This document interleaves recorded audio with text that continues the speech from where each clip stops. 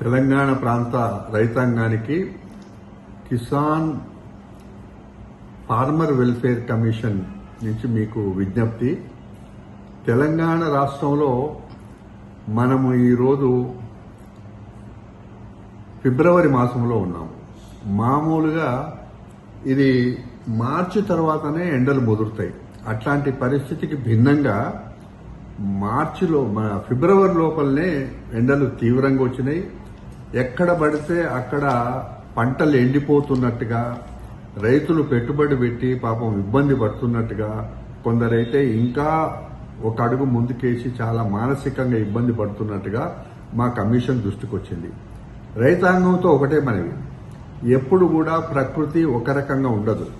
ఒక్కసారి తెలంగాణ రాష్ట్రం ఏర్పడ్డ తర్వాత తెలంగాణలో బాగా ఎక్కువ వర్షాలు పడ్డ రోజులు చూస్తే 13.89 మిల్లీమీటర్లు 2022-23లో పడ్డాయి.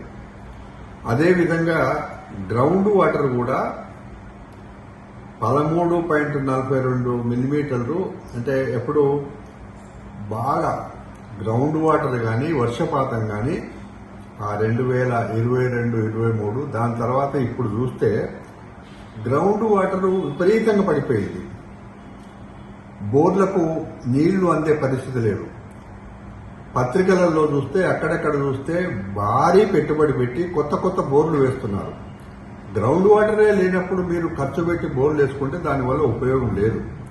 అందువల్ల కమిషన్ ఎప్పుడు కూడా రైతాంగం యోగక్షేమాలు చూస్తుంది. కాబట్టి మీరు అప్పులు తెచ్చి పెట్టుబడులు పెట్టకండి, ఉన్న పంటను కాపాడుకోండి.